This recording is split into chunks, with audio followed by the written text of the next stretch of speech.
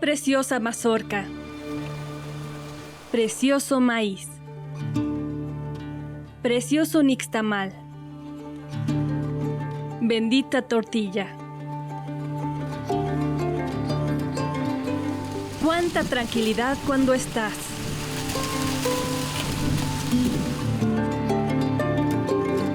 ¿Sabes lo que tuvo que pasar ese grano de maíz para llegar hasta tu plato? Eso me decía mi abuelita cuando era niña y sin querer dejaba a la orilla del plato un grano de elote. Entonces tenía que escuchar por millonésima vez la historia del elote. Decía, desde que era semillita y un campesino la eligió, después tuvo que hacer un hoyito en la tierra, la sembró, le puso agua diario, la cuidó, creció la plantita, le dio mazorcas, las cosechó y llevó al mercado, y de ahí luego lo compramos y todavía después tuvo que ser cocinado. ¿Como para que lo tires? Pero he de admitir que es hasta ahora que en verdad comprendo lo que tuvo que pasar ese maíz para llegar a mi plato. Y en realidad, la historia de mi abuela se queda corta para este alimento sagrado.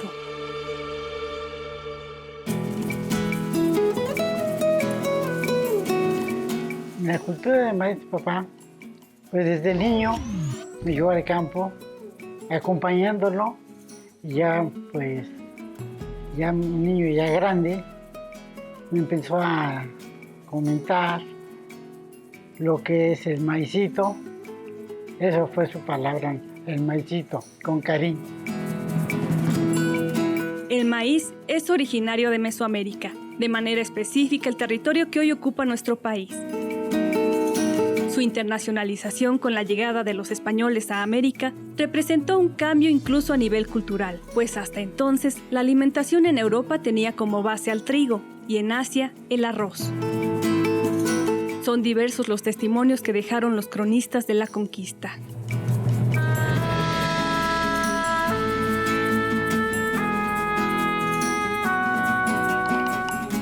Primero pues se tiene que barbechar la tierra, que es remover la tierra, librarla de toda vegetación, pasto, otras hortalizas, debe de quedar limpio, porque el maíz es una planta pues, si no delicada, para que dé buen fruto, debe estar limpia de todo vegetal que compita con ella, para robarle alimentación.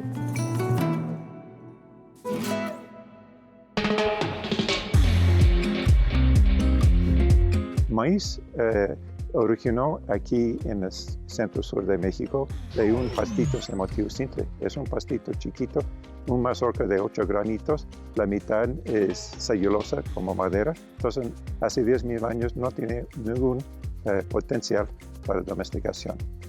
Pero gracias a la visión de los antepasados aquí en México, pues domesticó esta planta y gracias a sus acciones, pues es el grano más importante del mundo. Es una creación insólita, para empezar. Nuestros ancestros, de la mano de la naturaleza, lograron esta locura, esta joya impresionante que tiene muchísimas variedades y que nos ha sostenido. En la antigüedad, el maíz era la razón de ser, pero también la posibilidad de no solamente vivir para tu sustento, sino además acumular el grano para poder hacer otras actividades. Esto fue lo que nos dio la posibilidad de hacer trascender nuestra cultura. Si el teocintle da muy pocas semillas, querían una planta que diera un fruto con más semillas. Si las semillas del teocintle se desprendían y rodaban por el suelo, o sea, brincaban hacia el suelo y había que recogerlo una por una, buscaron semillas atadas y entonces lograron atarlas al olote, que es como hoy conocemos al maíz. A simple vista, el teocintle podría ser más semejante al trigo, una vara pequeña, cubierta con hojas, con escasos granos en forma triangular, duros como rocas, casi imposibles de masticar. El proceso de domesticación cambió la composición del teocintle, modificó las cápsulas que envuelven sus granos al hacerlas más blandas.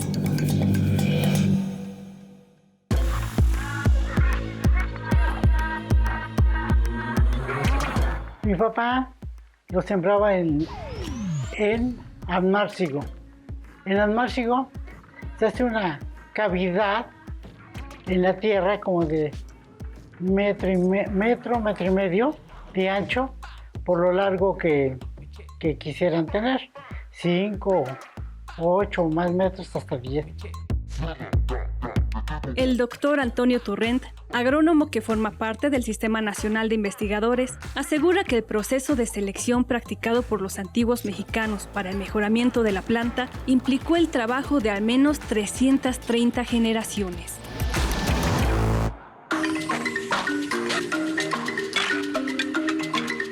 En México se tienen registradas 64 razas de maíz.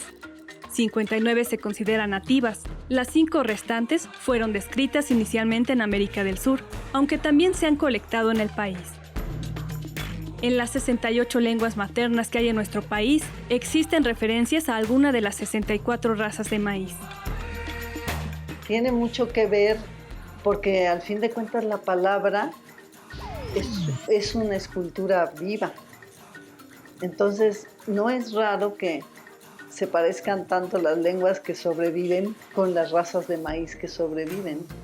Realmente somos lo mismo, estamos hechas de maíz y quien no se dé cuenta de eso es porque ha perdido su identidad.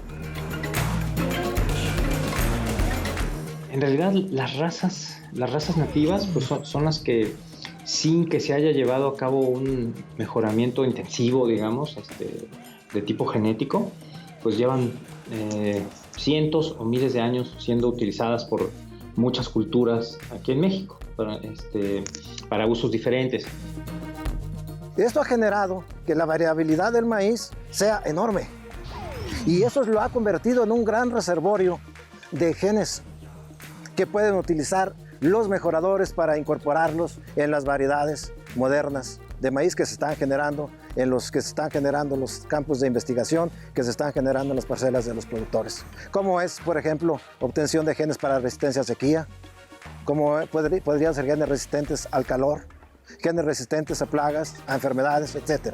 Por eso es muy importante que ese reservorio natural de variabilidad genética que tenemos en México se conserve, se mantenga. La semilla de un maíz nativo la obtienes pues cruzando tus maíces y al siguiente ciclo tomas una parte de la producción para tu consumo o la venta y otra parte se vuelve la semilla del siguiente ciclo.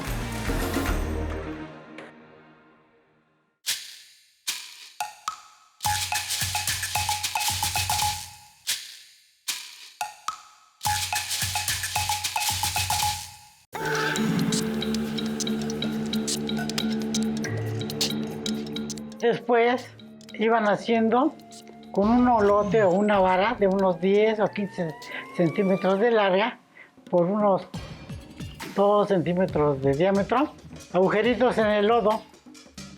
Los sumían, ¿qué será? De 3 a 5 centímetros y ahí depositaban los granitos de maíz.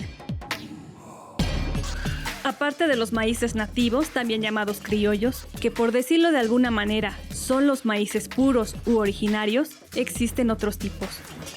Por ejemplo, el híbrido, resultado de la cruza de 2 líneas puras de distintos ejemplares. Digamos que toda esta combinación van a tener puras variantes de genes A y de este lado puras variantes de genes B. En el momento que los cruzas, te generan un individuo que es AB. En el maíz híbrido esto no ocurre. En el maíz híbrido, como te quedó este maíz que te digo AB, si tú lo cruzas de nuevo entre sí, pues unos te van a salir A y otros te van a salir B y otros te van a salir AB. Y entonces ya pierdes esa homogeneidad que se busca con los híbridos. Por lo tanto, la semilla híbrida es algo que tienes que comprar cada ciclo agrícola para poderlo volver a sembrar y tener los resultados que esperarías de un maíz híbrido. Y el maíz que ha causado mayor controversia, el transgénico u organismo genéticamente modificado, OGM. Un organismo genéticamente modificado, digamos, es un organismo que puede ser pues desde un cultivo hasta teóricamente un animal o una bacteria, cualquier organismo, en el cual se ha insertado un fragmento de ADN que contiene, digamos, para simplificar las cosas, un gen uno o varios genes que le confieren una característica particular ahora a ese nuevo organismo al que se le hizo esa inserción y que le da una característica particular distinta a las que tenía originalmente.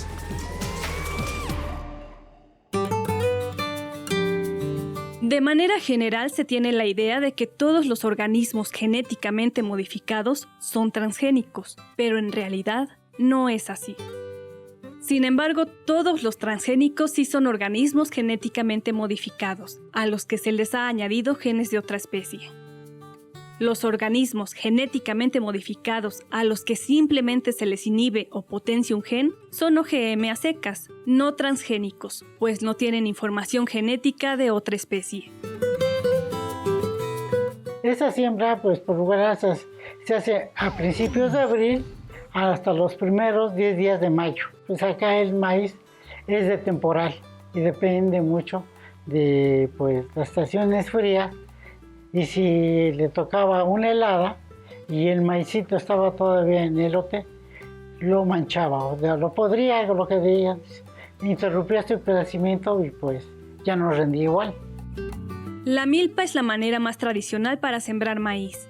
Este sistema es sustentable y durante cada ciclo permite la coexistencia de distintas especies de plantas como calabazas, frijoles y chiles, en una relación de beneficio mutuo.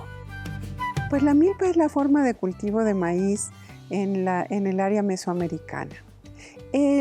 Cuando hablamos de milpa, hay gente que se imagina qué son las plantas de maíz, hay gente que dice que la milpa es el maíz, pero la milpa es un policultivo donde están interviniendo muchas plantas. Entonces, estos cultivos que se siembran varias plantas, unas les ayudan a otras, que si solamente se sembraran maíz, pues tenemos que abonar con abono químico. Entonces, todas estas virtudes las descubrieron nuestros ancestros y por eso es tan importante la milpa. En las zonas rurales del país, esta relación de simbiosis entre el maíz y otras especies satisface gran parte de la dieta diaria. En México existen más de 500 tipos de quelites, quintoniles y romeritos, muchos de los cuales crecen precisamente en el sistema milpa. Con estos productos nosotros tenemos una dieta perfecta con vitaminas, proteínas, carbohidratos y no nos falta nada.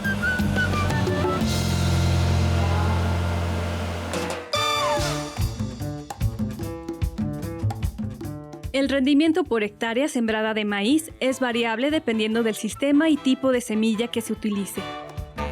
Por ejemplo, de acuerdo con la Secretaría de Agricultura, el sistema de riego ofrece 8 toneladas de maíz por hectárea, en tanto el temporal, solo 2.3 toneladas. En cuanto al origen de la semilla, de acuerdo con la Unión de Científicos Comprometidos con la Sociedad, el maíz híbrido ofrece 10 toneladas por hectárea. Lo curioso es que podríamos pensar la agricultura industrial es la que nos da de comer porque pues, como llevan tractores y usan riego por aspersión, son los que más alimentos producen. No es así. Tienen 80% de la tierra arable del mundo y producen 20% de los alimentos. Es decir, se están apoderando de las mejores tierras para producir casi nada. México tiene 2.3 millones de pequeños productores que se considera representan el 80% de la producción nacional de alimentos, sin apoyo, con sus semillas, con sus técnicas ancestrales de siembra, con sus tractores viejos, amarrados ya con alambres. Ellos producen el 80% de los alimentos en México. El cultivo de maíz transgénico no permite el crecimiento de otras plantas o hierbas. De hecho, existen pesticidas y fertilizantes que aseguran las condiciones para el crecimiento exclusivo de este tipo de semillas. El sistema milpa ha trascendido a través de miles de años y continúa siendo uno de los más importantes, sobre todo para las comunidades indígenas, donde los recursos económicos son escasos.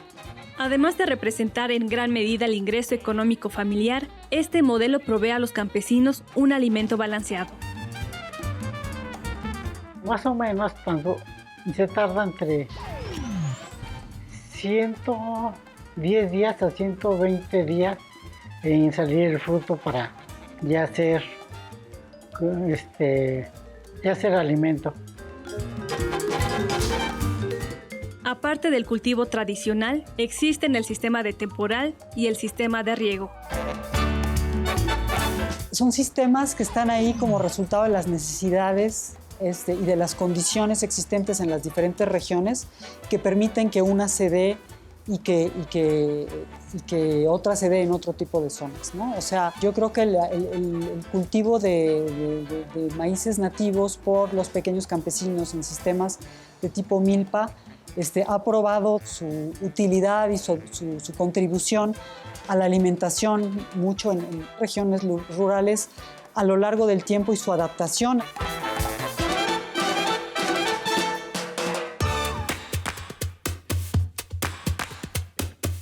Actualmente el maíz se cultiva en 166 países, 49 naciones más que el arroz y 44 más que el trigo.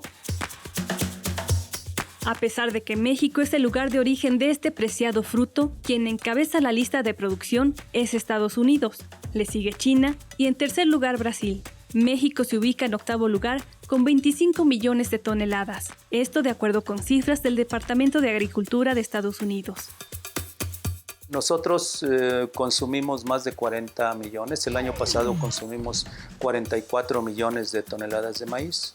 Esto significa que si tuvimos una producción de 27, pues tuvimos que importar aproximadamente 17 millones de toneladas. Esto es aproximadamente el 38% de lo que consumimos en el país. Tenemos que en México se produce maíz en alrededor de 7.8 millones de hectáreas, considerando riego y temporal. De esas, alrededor de 6 millones de hectáreas son de temporal. Temporal quiere decir que es maíz que se riega con la lluvia nada más, ¿no? No tiene un sistema de riego de agua de pozo o algo. Y de esos 6 millones de hectáreas, en este artículo calculamos que alrededor de 4.6 millones de hectáreas están bajo agricultura campesina. Según nuestros cálculos, su producción alcanza para alimentar a 54.7 millones de personas. Esto es muchísimo. Esto es el 100% de la población rural con un excedente que probablemente está llegando a los sistemas urbanos o semiurbanos, ¿no?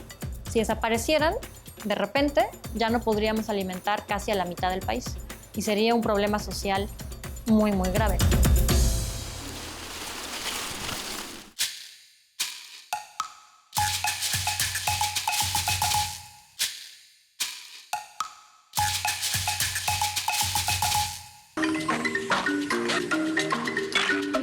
En México, salvo en algunos campos experimentales, está prohibido sembrar maíz transgénico. 70% del territorio cultivable de maíz está sembrado con maíces criollos y 30% con híbridos. Poco más del 1,5 millones de hectáreas que utilizan el sistema de riego echan mano de semillas de maíz genéticamente mejorado o híbrido. Estas semillas híbridas no son malas. El Instituto Nacional, el INIPAP, ha desarrollado muchas y muy buenas. Los propios campesinos hacen ese trabajo cada año, cuando seleccionan, cuando traen la semilla que les comparte el compadre, porque entre los campesinos hay mucho compartir las semillas, ¿no? Por eso es tan peligroso el transgénico, porque como es igualito y ellos no ven, le dicen, te va a dar 3 mazorcas y pues lo siembran, ¿no? Aunque sea transgénico. Si nosotros vemos el consumo que hemos tenido en los últimos años, cada año estamos aumentando 1 millón, 2 millones, hasta más de 2 millones de toneladas cada año. ¿Qué pasa? Y eso se debe a que el maíz que producimos lo estamos consumiendo de diversas maneras. En 2018, México consumió alrededor de 44 millones de toneladas de maíz. Si eso se divide entre el número de mexicanos, significa que en promedio, cada uno de nosotros consume cerca de 350 kilos al año, casi 1 kilo por día. Las tortillas recién hechas, infladita a comal, son riquísimas. Y sin mucha, más que una pequeña cucharada de salsa y sal, verán qué sabroso. Cuando se están inflando y se la dan bien rica en la mano. Los usos principales del grano abarcan 3 áreas, como base alimentaria, de usos múltiples como productos de belleza, jarabe de maíz, harinas y biocombustibles, entre otros. Y finalmente, se utiliza también como forraje para ganado y aves de consumo. En realidad México es prácticamente autosuficiente en maíz blanco. Este es el maíz que consumimos como seres humanos. Y la mayor parte del maíz que se está importando de otros países es maíz amarillo, que va dirigido a la alimentación de ganado o que va dirigido a la producción industrial, por ejemplo, para hacer biocombustibles o plásticos. Exportamos muy poco maíz. El año pasado exportamos aproximadamente entre 600 y 800 mil toneladas. La mayor parte de ese maíz a Estados Unidos. Pero es muy poco comparado con lo que importamos. Estamos importando 17 millones de toneladas ahora.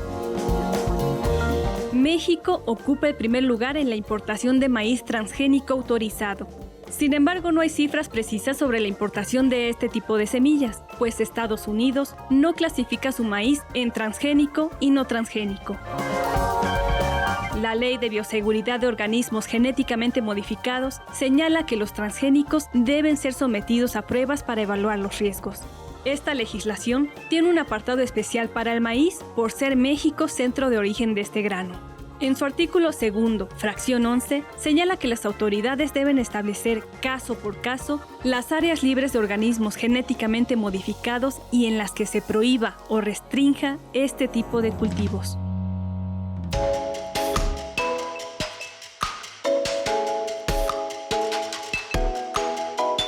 El maíz está en la mesa del más rico y en la del más pobre.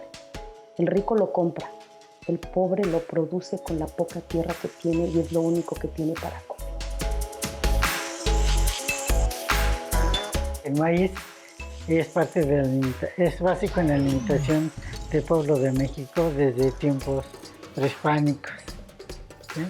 Y siempre ha sido un cereal muy rico que se ocupa pues para la alimentación de nosotros los humanos y para los animales.